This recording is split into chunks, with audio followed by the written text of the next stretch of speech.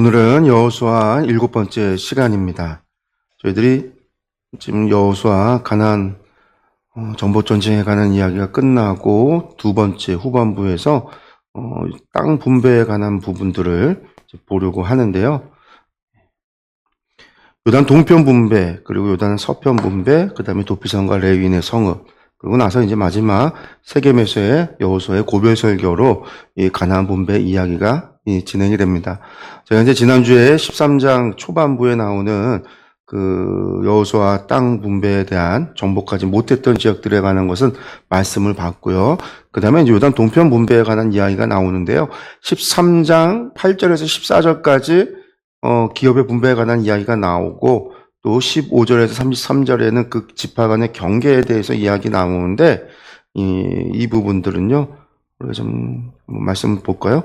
므낫세의 반지파와 함께 르우벤 족속과 갓 족속은 요단 저편 동쪽에서 그들의 기업을 모세에게 받았는데, 여호와의 종 모세가 그들에게 준 것은 이러하니, 이렇게 시작을 하는데, 이미 저희들이 이제 민수기 하면서 말씀을 받고, 그러면서 요단 동편에 이 므낫세 반지파와 르우벤 족속, 갓 족속, 이 르우벤 지파, 갓 지파, 이들에 대한 땅 분배가 이루어졌던 걸 이미 봤어요, 말씀에서. 여호수아에서는 조금 더 자세하게 나오는데, 그 나오는 지파 명들이나 가문의 이야기들이 저희들이 봐도 사실 처음 한 번만 언급되고 끝나는 것들이기 때문에 말씀을 다 보진 않고요. 이 부분은 뭐 지도로만 좀 본다고 한다면은요, 요단 동편 지역만 조금 확대시켰는데, 동쪽에 므낫세 반지파죠. 그 다음에 갓 지파, 그 다음에 르우벤 지파예요. 요단 동편에 있다 해서 동편에 있는 지역에 있는 지파들인데, 여러분들 여기 보시면은 르우벤 지파가 남쪽으로는 누가 있어요? 모압 지파가 있죠. 모압 지파가. 모압 지파가 아니라 모압이 있죠. 여기가 이제 모압이 있고, 이 모압과 르우벤을 나누는 강이 아르뭇강이에요. 아르논강이 흐르고 있고, 요게 이제 경계가 돼서, 아르논이 경계가 돼서 르우벤과 모압을 나누게 되는 거고요. 그리고 이제 이 르우벤이 위에 이제 갓이 존재하는데, 이 갓 같은 경우에는요, 갓에서 야복강까지 뭐 이렇게 이야기하는데, 요단 지구대 쪽으로 해서 좀 이렇게 좀 올라가고, V자 같이 해서 이렇게 좀 올라가게 되어져 있어요. 그래서 갓이 있고, 요 지역이 대부분 길라 산지입니다. 야복강에서 야르뭇강까지 이어지는 지역들이 야르뭇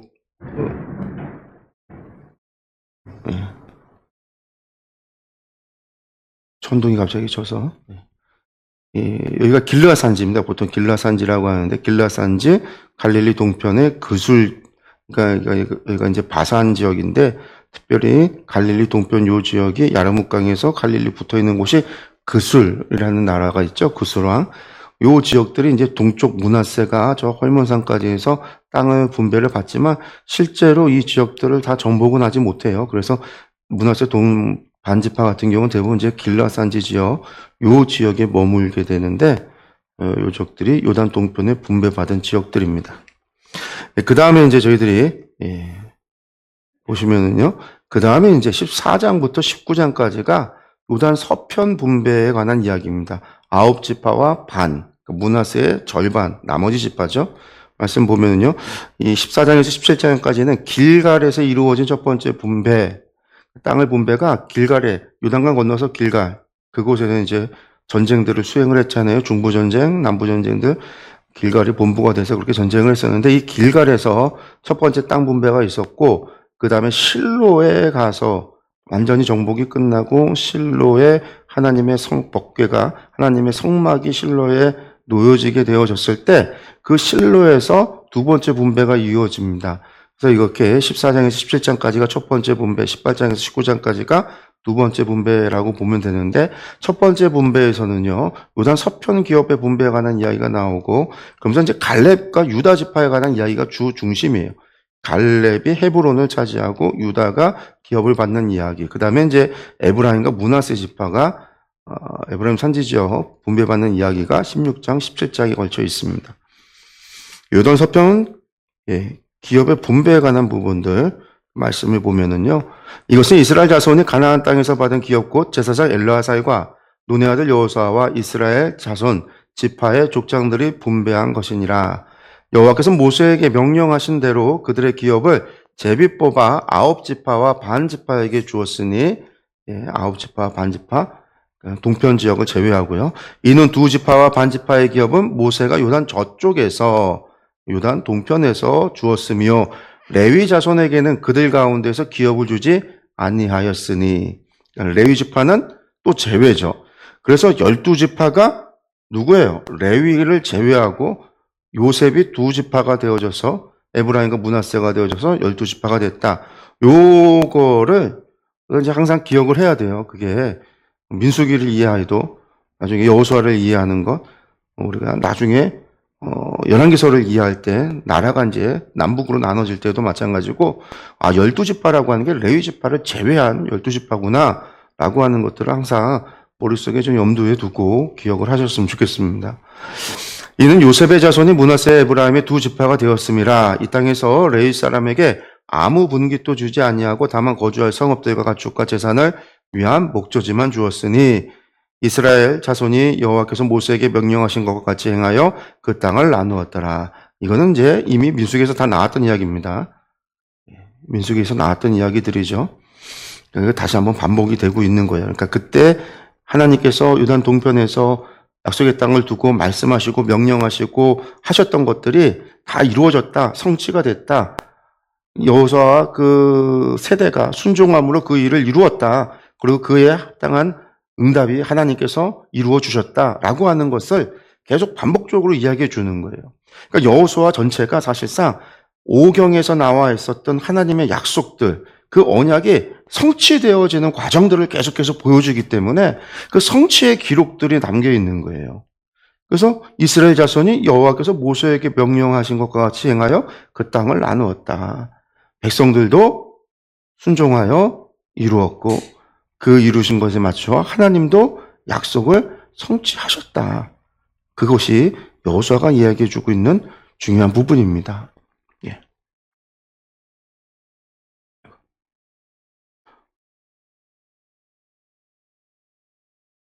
그 다음에 14장 6절에서 15절이 갈렙 기업인데요. 이어서 이제 갈렙이 그때 유다 자손이 길갈에 있는 여호수아에게 나오고 그니스 사람 여분의 아들 갈렙이, 그래서 그니스 사람이라고 하는 거는 에돔의 후손, 특별히 계속해서 언급하고 있는 겁니다. 에돔의 후손이에요. 에서의 후손이에요. 에서의 후손. 에돔 족속 가운데 그니스 족속이 있는데 그 그니스 사람, 그 그니스 족속 여분의 아들 갈렙이 여호수아에게 말하되 여호와께서 가데스 바네아에서 나와 당신에게 대하여 하나님의 사람 모세에게 이르신 일을 당신이 아시는 바라. 정탐꾼에 관한 이야기를 하는 거죠. 내 나이 40세에 여호와의 종 모세가 가데스 바네아에서 나를 보내어 이 땅을 정탐하게 하였으므로 내가 성실한 마음으로 그에게 보고하였고, 그때 40이니까 지금 나이가 몇 살일까요? 38년이 지났으니까 어떻게 되죠? 78세가 되는 거죠. 할아버지예요. 78세 할아버지가 지금 얘기하는 겁니다. 내가 성실한 마음으로 그에게 보고하였고 나와 함께 올라갔던 내 형제들은 백성의 간담을 높게 하였으나 나는 내 하나님 여호와께 충성하였으므로 그날에 모세가 맹세하여 이르되 내가 내 하나님 여호와께 충성하였은즉 내 발로 밟는 땅은 영원히 너와 내 자손의 기업이 되리라 하였나이다. 내 발로 밟는 땅은 영원히 너와 너의 자손이 되게 하겠다. 하나님이 약속하셨다라는 거죠. 그래서 여기서 이제 유명한 말을 하죠. 이제 보소서 여호와께서 이 말씀을 모세에게 이르신 때로부터 이스라엘의 광야에서 방황한 이 45년 동안을 여호와께서 말씀하신 대로 나를 생존하게 하셨나이다. 오늘 내가 85세로 돼 78세가 요단 동편이었고 강 건너와서 벌써 또 몇 년이 지난 거예요. 7년이 지난 거죠. 7년이. 그러니까 7년 동안 여호수아와 함께 가나안 정복 전쟁을 한 거예요. 남부전투, 중부전투, 남부전투, 북부전투 그런 전쟁들을 다 정복 전쟁을 해서 7년이 지난 거예요. 7년이. 그리고 나서 이제 여호수아가 고별 설교를 할 때가 8년, 한 1년 정도 차이가 있는 건. 그러니까 85세. 모세가 나를 보내던 날과 같이 오늘도 내가 여전히 건강하니 내 힘이 그때나 지금이나 같아서 싸움에나 출입에 감당할 수 있으니 그날에 여호와께서 말씀하신 이 산지를 지금 내게 주소서. 우리 복음성가 가운데 있죠. 이 산지를 내게 주소서. 갈렙이 한 겁니다. 누구에게? 여호수아에게 이야기한 거예요. 당시도 그날에 들으셨거니와 그곳에는 아낙 사람이 있고 그 성읍들은 크고 견고할지라도 여호와께서 나와 함께 하시면 내가 여호와께서 말씀하신 대로 그들을 쫓아내리이다 하니 85세가 되었지만 여전히 갈렙의 믿음이 나오는 거죠. 여호수아가 여분네 아들 갈렙을 위하여 축복하고 헤브론을 그에게 주어 기업을 삼게 하매, 왜냐하면 헤브론에 누가 있었어요? 아낙 자손들이 있었잖아요. 아낙 자손, 이스라엘이 이 헤브론을 보고 두려워했었단 말이에요. 그 헤브론을 준 거예요. 가장 어려운 땅, 정복하기 어려운 땅, 가장 용사들이 사는 땅. 근데 그 땅을 갈렙이 달라고 하는 거였고 그 땅을 줍니다. 헤브론이 그니스 사는 여분네 아들 갈렙의 기업이 되어 오늘까지 이르렀으니 이는 그가 이스라엘의 하나님 여호와를 온전히 쫓았음이라. 헤브론의 옛 이름은 기럇 아르바라. 아르바는 아낙 사람 가운데서 가장 큰 사람이었더라. 그리고 그 땅의 전쟁이 그쳤더라. 갈렙이 정복하고 나서 그 땅의 전쟁이 그쳤다라는 얘기는 그 뒤로 누구도 이 헤브론을 침략하지 못했더라. 엄두를 못 냈더라. 뭐 그런 얘기죠. 하나님의 평안이, 샬롬이 임했더라. 그런 뜻이기도 해요. 갈렙이 하나님의 말씀에 순종하며 그 땅 이 산지를 내게 주소서라고 할 때 모든 사람들이 두려워했던 땅이었지만 갈렙은 그 땅을 정복하고 그리고 그 땅에 전쟁이 그치고 샬롬이 임했다라는 거죠. 예. 그리고 나서 이제 15장 1절에서부터 15장에서부터 유다 기업에 대한 것, 그 다음에 이제 16장, 17장에 에브라임과 므낫세 기업에 관한 것, 그리고 이제 18장, 19장에 보면 베냐민 지파 기업이 18장에, 19장에 나머지 6지파, 시므온, 스불론, 이사갈, 아셀, 납달리, 단 지파에 대한 기업 분배의 이야기가 나와요. 그리고 나서 마지막에 여호수아의 기업과 여호수아가 받게 되는 기업과 분배 완료에 대한 기록이 있습니다. 이 부분들도 기업의 경계가 어디인지, 자손들이 누구인지, 누가 어떤 기업을 받았는지에 관한 기록이기 때문에 말씀을 보는 것은 생략을 하고 저희가 이제 지도로만 본다고 한다면은요, 성경에 기록되어져 있는 요단 서편의 분배에서 특별히 기록되어져 있는 게 갈렙에 대한 기록, 유다 헤브론이죠. 여기가 헤브론인데 여기가 있는 유다 갈렙, 그 다음에 유다 기업, 그리고 이제 남쪽 브엘세바로부터 시작해서 네게부 쪽에 시므온, 그리고 이제 에브라임 산지가 여기죠. 그래서 에브라임과 므낫세가 반지파가 땅을 기업으로 받았고요. 그 다음에 이제 베냐민이 유다와 에브라임 산지 사이가 베냐민 지파가 기업으로 받았습니다. 그래서 여기로 보면 중앙 산지, 베델 지역, 기브온 지역, 요 산지 지역부터 동쪽으로가 베냐민이 받았고 거기에서 서쪽으로 내려가는 아엘론 골짜기나 뭐 베토론 지역으로 내려가는 윗베토론, 아래베토론 그렇게 해서 저 옆바까지 내려가는 지역은 단 지파가 분배를 받습니다. 그래서 에브라임과 유다를 사이에 두고 단과 베냐민이 이렇게 땅을 분배를 받고요. 위로 올라가면 므낫세 위쪽에, 므낫세까지가 산지 지역입니다. 넘어가서 이제 이스라엘 평야 지역이 있는데 그 이스라엘 평야 지역에 이사갈과 스불론이 땅을 분배를 받아요. 그리고 이제 두로 아래쪽에는 악고 평야 지역의 아셀 지파가 땅을 분배를 받고, 그 다음에 이제 갈릴리 산지 지역부터 시작해서 저기 훌라 계곡이 있는데 메론 호수까지 해서 여기가 이제 납달리 지파가 땅을 분배를 받는 거예요. 그리고 나면 나중에 이제 단 지파가 여기서 블레셋 사람들한테 밀려서 산으로 올라가서 이 땅이 너무 좁다 보니까 이 사람들이 땅을 찾아 북쪽으로 올라가서 어디로 올라가요? 저 레셈을 정복해서 단이라고 해서 요 헐몬산 아래쪽에 단 지역을 중심으로 해서 단 지파가 이쪽에도 정착을 하게 되죠. 성경에 보면 이제 여호수아가 마지막에 세겜 지역의 에브라임 산지에서 여호수아가 땅을 분배로 받는, 기업을 받게 되는 이야기로 서편 분배가 끝이 납니다. 그래서 여기서 보면은요, 이거 이제 주의해야 될 것 가운데 하나가, 유다 산지를 왜 유다 산지라고 했냐? 사해바다 서편에 있는 산지가 유다 산지거든요. 사해바다. 여기가 다 유다 지파가 땅을 분배로 받았으니까 우리가 이 지역을 유다 산지라고 부르는구나라는 걸 알 수가 있고요. 또 유다하고 블레셋하고 같이 붙어 있죠. 그리고 유다가 이 블레셋 지역까지 땅, 유다 지파 땅이에요. 그러니까 블레셋과 유다는 항상 싸움을 할 수밖에 없어요. 또 누구랑 싸워요? 단 지파랑 블레셋이 싸우죠. 단 지파의 대표가 사사 삼손이에요. 삼손의 이야기가 블레셋과의 전쟁 이야기. 그리고 사울의 욕이 기본에 있잖아요. 그러다 보니까 블레셋과의 싸움이야. 다윗의 이야기는 전체 블레셋과의 싸움이야. 다윗이 블레셋을 정복해서 이겼다 하는 것으로 사무엘서가 끝이 나거든요.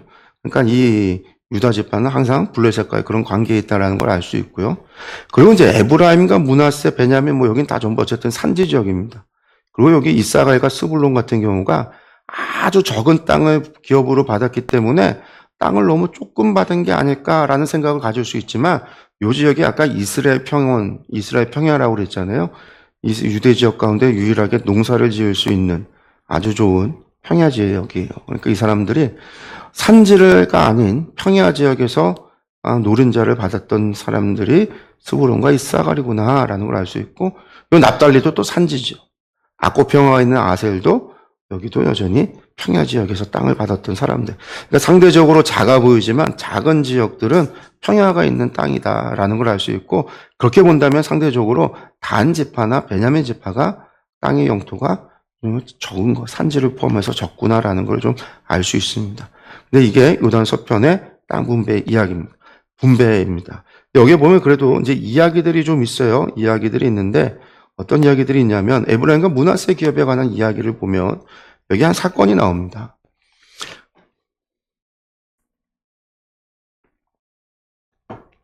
요셉 자손, 그러니까 누구냐?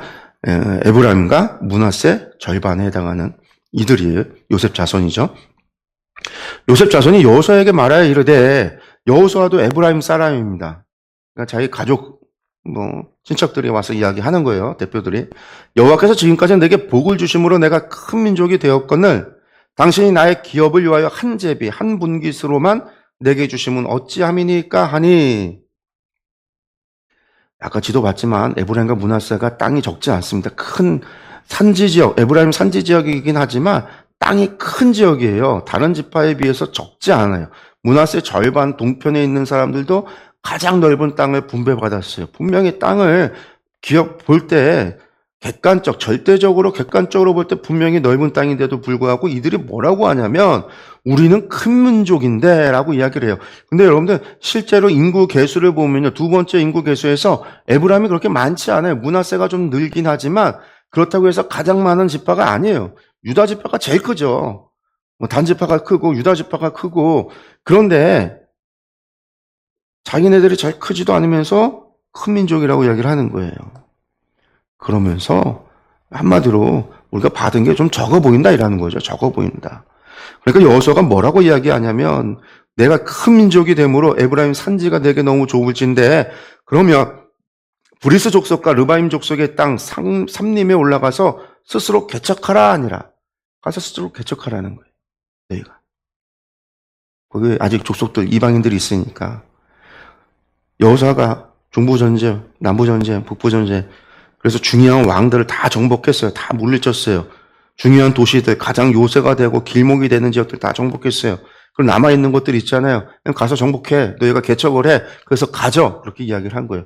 그러니까 요셉 자손이 뭐라고 해요? 그 산지는 우리에게 넉넉하지도 못하고 골짜기 땅에 거주하는 모든 가나안 족속에게는 베스왕과 그 마을들에 거주하는 자이든지 이스라엘 골짜기에 거주하는 자이든지 다 철병거가 있나이다 하니 자기네가 크다고 자랑해놓고 거기 가서 개척하라니까 뭐라고 해요? 에이 그 땅은 작어. 우리가 보기에 먹기에 너무 작어 뿐만 아니라 거기 가면 다 철병거. 야씨 쟤들은 철로 된 병거와 무기를 가지고 있어. 최신식 무기를 가지고 있어.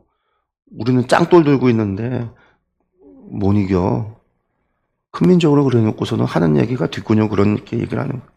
그러니까 여호수아가 다시 요셉에 줬었고 에브라임과 므낫세에게 말하여 이르되 너는 큰 민족이여 큰 권능이 있은즉 한 분깃만 가질 것이 아니라 그 산지도 내 것이 되리니 비록 삼림이라도 내가 개척하라. 그 끝까지 내 것이 되리라. 가나안 족속이 비록 철병거를 가졌고 강할지라도 내가 능히 그를 쫓아내리라 하였더라. 철병거가 가졌건 어떤 최신식 무기를 가졌던 네가 이길 수 있어. 가서 정복하라. 어떻게 됐을까요? 이 얘기에 이후의 결론은 사사기를 가서 봐야 돼요.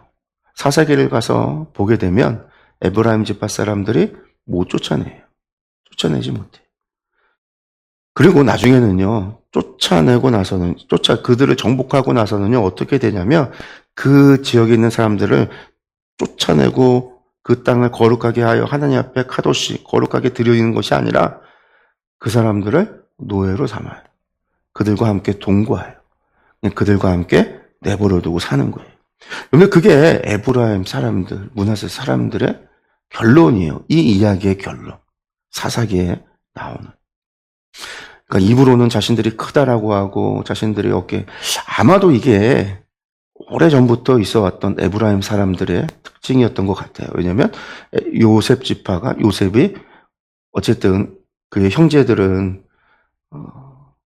이주해서 와갖고 새들어 있는 거고, 요셉이 총리였고, 요셉이 땅을 내어줬고, 바로에게 이야기해서 땅을 내어준 바다가 되어줬고, 그 요셉 가문은 대대로 그 애굽에서 한 자리, 한 위치 차지하며 살아왔을, 분명히 그렇게 살아왔을 거예요. 물론 힉소스 민족 이후에 18왕조 이후, 새롭게 힉소스 민족을 몰아낸 이후 18왕조 시대 이후부터는 이 이스라엘 민족들도 힉소스 민족, 이 동편에서 내려왔던, 바다 건너에서 왔었던, 그 북방에서 왔었던 그 이민족으로 간주되어져서 그들이 핍박을 당하고 노예를 하고 막 그런 일들이 벌어졌겠지만, 여전히 그들 가운데 이 사람들이 그런 뻐김이 있었다라는 거죠. 그들이 스스로 우리들은 요셉의, 우리들은 총리의, 우리는 니들과 달라. 좀 그런 게 있었던 것 같아요. 이거는 나중에 사사기에서도 또 나와요. 사사들이 전쟁을 할 때 지파들을 모으면요, 에브라임들이 안 가요. 에브라임이 기브온 때도 그러고 입다 때도 그래요. 그래서 결국은 입다 때는 에브라임과 내전이 벌어지기도 해요. 이 에브라임들이 양아치 같은 짓을 하는 거죠. 전쟁에는 참여하지 않았다가 전쟁에서 승리하면 쫓아가서 왜 우리를 부르지 않았냐고 우리 몫을 내놓으라고 전리품을 뺏어가고 약탈해가, 한마디로 강탈해가는 거죠. 그런 양아치 짓을 하는 게 에브라임 사람들, 이 사람들 지파의 특징이에요. 사사기를 보면. 그러니까 이 사람들이 아마 그런 것들이 있었던 것 같아요. 여호수아에게 요구하고 여호수아에게 땅을 말하고, 이미 큰 땅을 받았음에도 더 큰 땅을, 우리 위치가, 우리가 어떤 적인데, 우리가 큰데, 그런 이야기들. 실제적으로 숫자적으로 크지 않고 절대적으로 크지 않음에도 불구하고 스스로를 크다라고 여기고 그렇게 말하는 에브라임과 므낫세, 요셉 지파를 우리가 볼 수 있는 거죠. 그 다음에 이제 여섯 지파, 시므온, 스불론, 이사갈, 아셀, 납달리, 단지파에 관한 이야기가 쭉 나오고 나서 단지파에 대한 이야기를 여호수아에서 간단히 말합니다. 단 자손의 경계는 더욱 확장되었으니 이는 단 자손이 올라가서 레셈과 싸워 그것을 점령하여 칼날로 치고 그것을 차지하여 거기 거주하였음이라. 그들의 조상 단의 이름을 따라서 레셈을 단이라 하였더라. 이 이야기가 사사기에 자세하게 기록되어져 있습니다. 사사기의 기록은요, 여호수아의 기록하고 분명하게 달라요. 분명하게 다릅니다.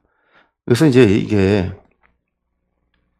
이 단지파 사람들이 결국은 블레셋 사람들을 쫓아내지 못하고 산으로 쫓겨간 다음에 땅이 없어서 땅 찾아서 가다가 어디까지 가는 거예요? 라이스. 여기서는 레셈이라고 했고 사사기에서 라이스라고 한 곳에 올라가서 그 땅을 보니까 물도 풍부하고 외적 전쟁이 일어날 것도 일어나지 않을 것 같고 너무나 좋은, 눈에 보이기엔 너무 풍부한 땅, 좋은 땅 같아 보이는 그 땅을 보고 우리 이 땅으로 가자 해서 단지파가 글로 갔다라는 거예요. 하나님이 주신 기업을 버리고 스스로 이 땅이 우리의 기업이다라고 이야기한 게 단지파예요. 단지파의 죄가 그런 거예요. 하나님이 주신 기업을 버린 거예요. 한마디로 어떤 거와 똑같냐면 예수님이 달란트 비유했을 때 누구는 5달란트, 누구는 3달란트, 누구는 1달란트를 줬을 때 누구는 5달란트 되게 부러워요. 커요. 나도 5달란트 받고 싶어요. 나도 3달란트 받고 싶어요. 나도 좋은 땅 받고 싶어요. 그런데 봤더니 나에게는 1달란트만 줬는데 이 땅을 보니까 블레셋들이 저것들이 보니까 싸움도 잘해. 철병거도 있어. 근데 블레셋만 있었던 게 아니잖아요. 저쪽에도 다 있었다란 말이에요. 골짜기마다 있는 저 아모리 족속들, 이 가나안 족속들이 철병거를 가지고 있어서 요셉 지파도 두렵다라고 이야기하잖아요. 그럼 싸우고 이겨야 되는데 안 싸워요. 그냥 피하여 도망가요. 산으로 도망가요. 하나님이 주신 기업을 차지하려고 애쓰고 노력함이 없어요. 그러니까 이 땅을 버려요. 마치 달란트를 땅속에 묻어놓은 것처럼 아, 이 땅은 별로야. 하나님이 주신 땅, 아, 이 땅은 별로야. 우리가 차지하기 너무 힘들어. 아, 여기는 별로인 것 같다. 우리가 한번 찾아보자. 아우, 여기가 진짜 좋네. 보기에도 너무 좋고 와우, 풍요로워 보이고 어디 주변에 저기 블레셋 같은 그런 족속이 주변에 없고 야, 그러니까 우리가 이 길로 오자. 그래서 단지파가 글로 간 거예요. 그들이 그냥만 간 게 아니잖아요. 우상까지 가져가고 드라빔을 갚아서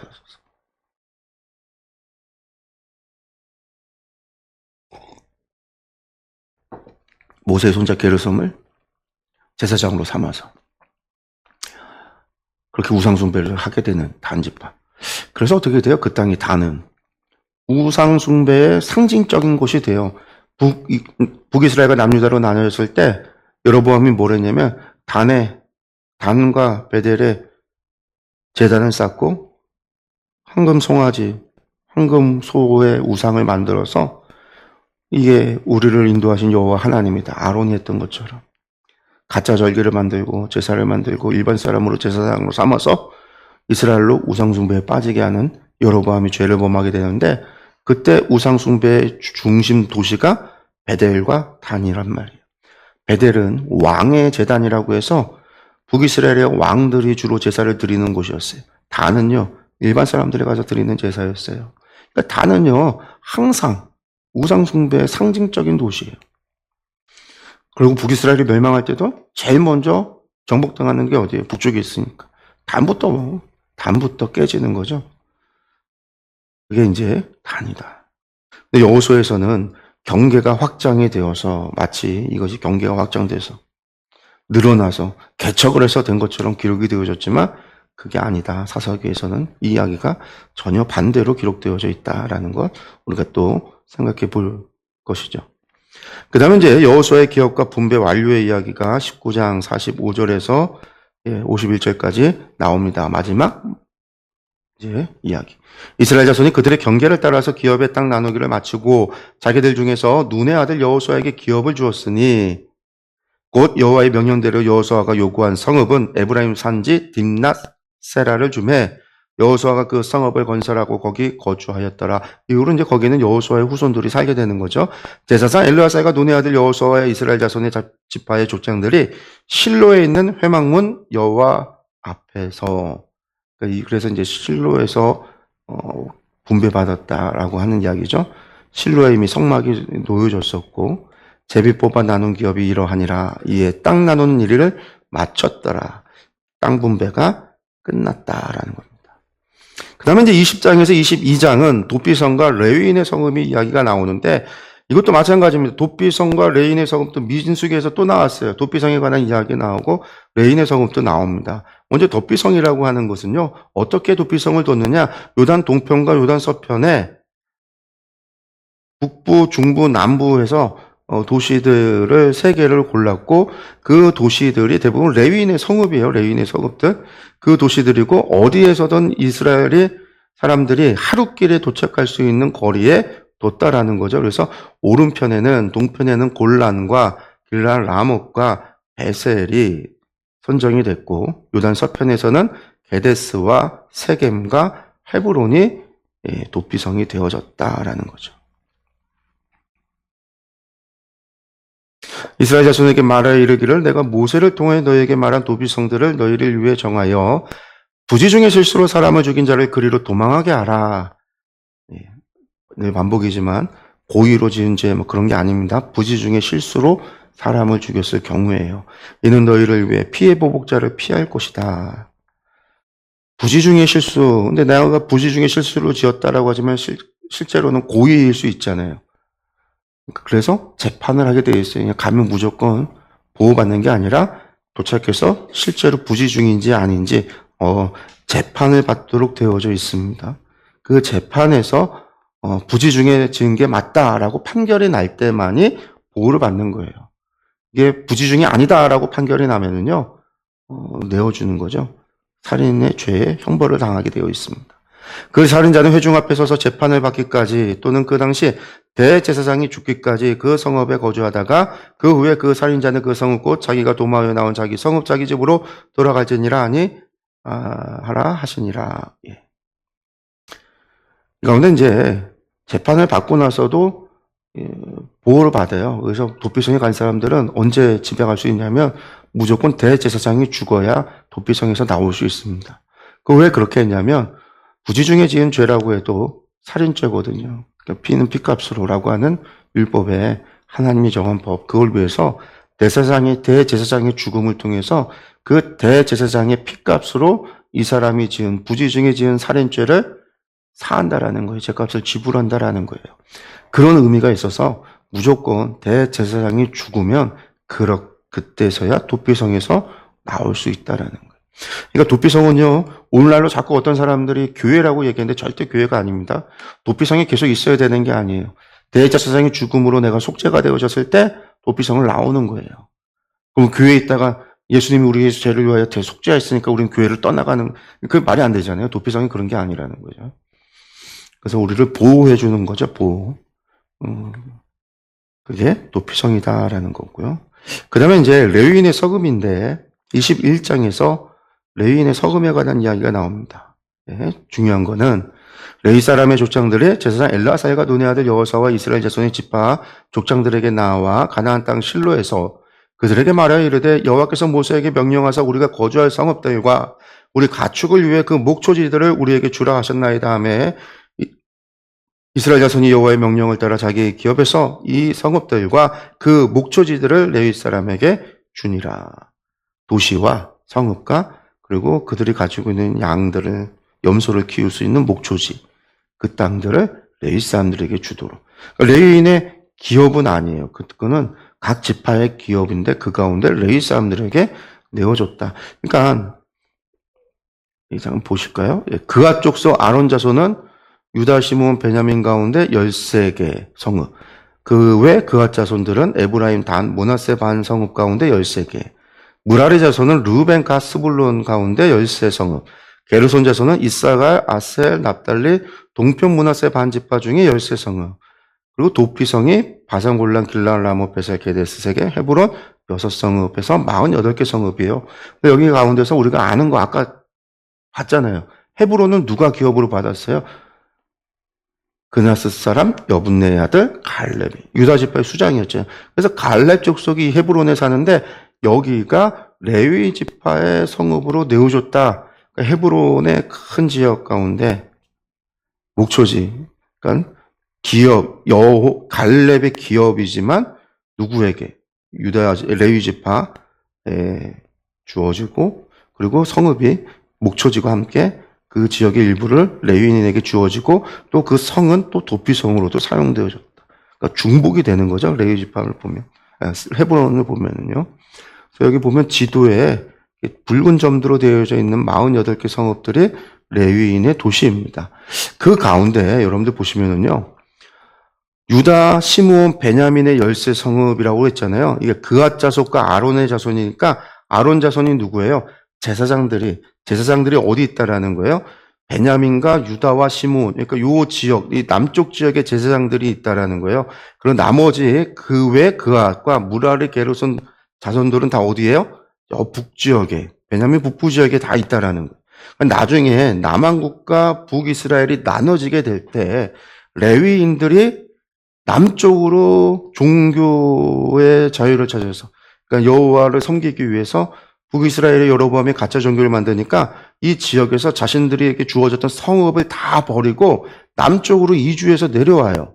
제사장이 내려온다는 얘기는 없어요. 왜? 제사장은 이미 베냐민과 유다와 시므온 요 지역에 이미 살고 있으니까 이곳에 땅을 분배받아서 성읍을 받아서 이 땅에 살고 있었기 때문에 제사장들이 내려올 일이 없고 레위인들이 내려오는 거예요. 어떤 레위인들이? 무라리 자손, 게르손 자손들이. 그 다음에 그 외 그앗 자손이라고 했는데 이 일부가 내려오는 거예요. 그래서 나중에 남유다, 북이스라엘로 나눠졌을 때 결과적으로 남유다의 속해 있는 나라들이 지파가 어떤 지파냐?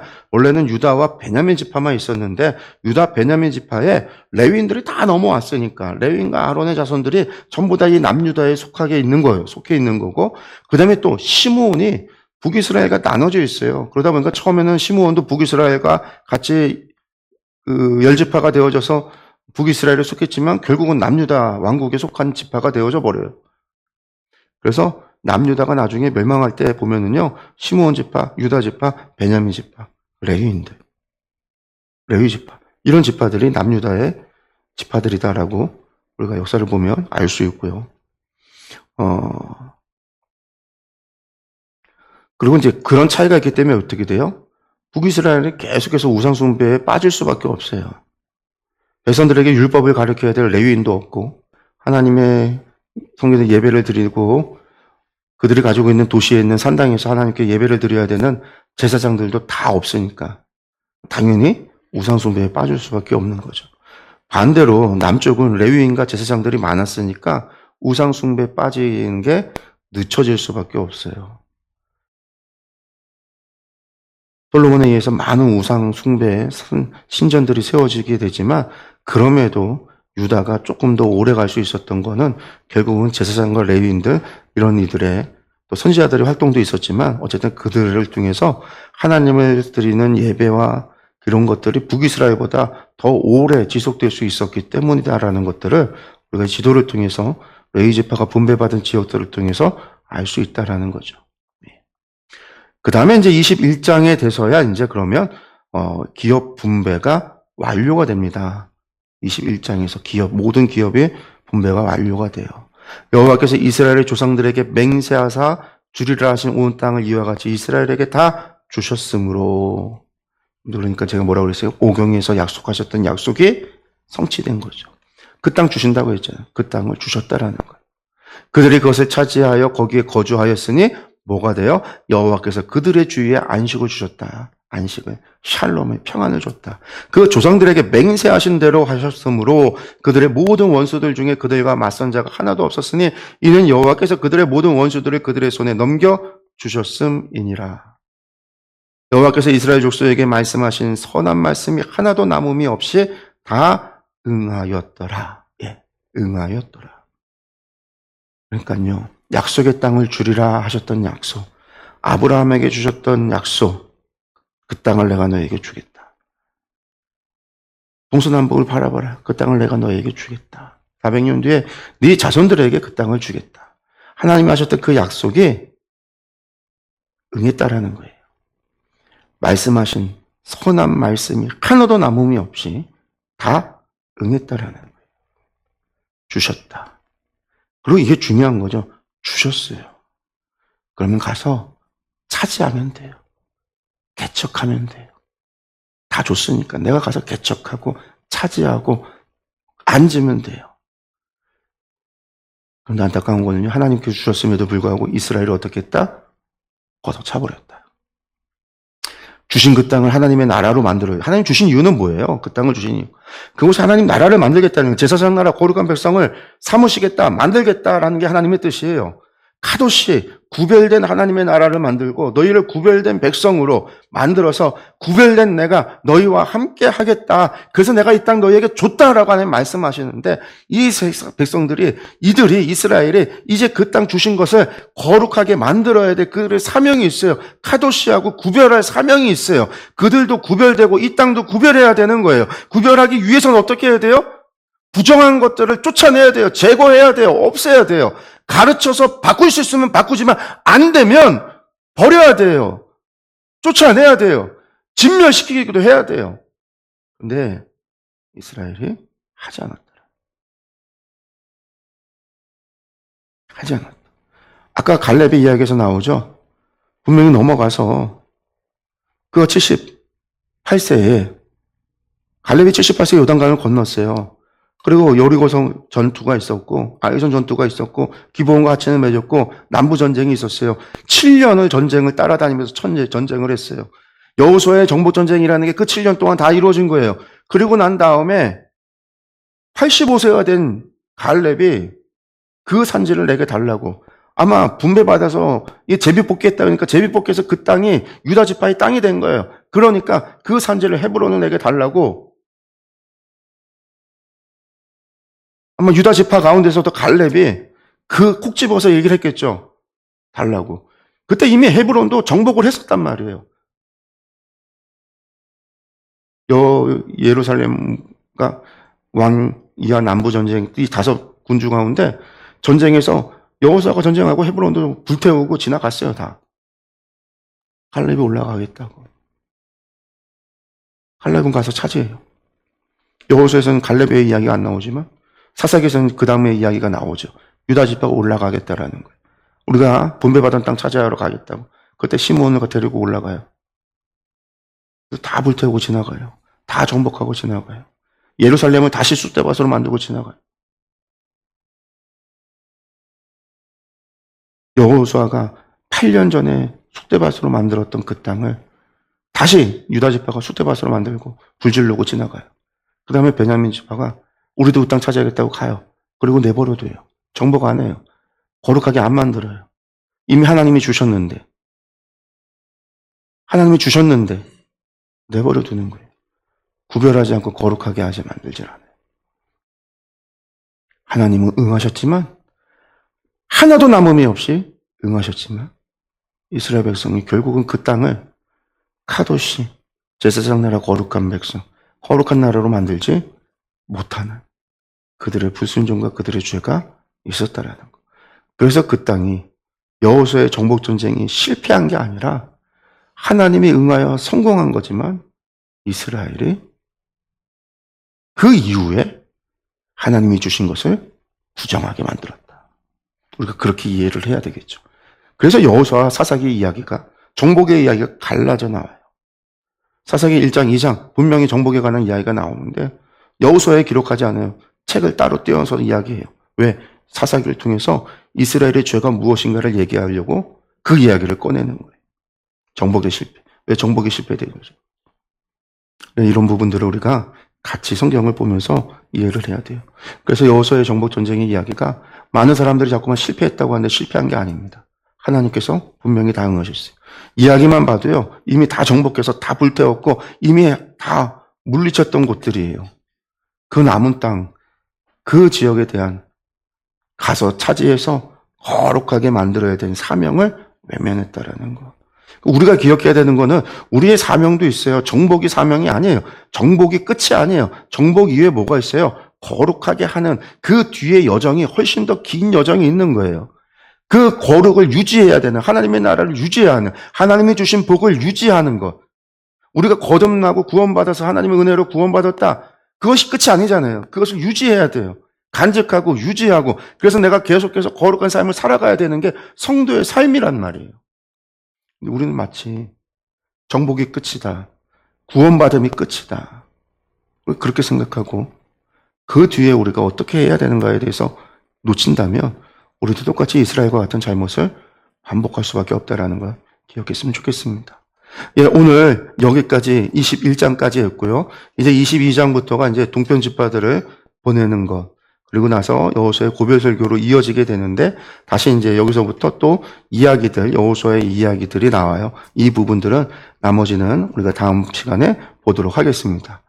네, 기도하겠습니다.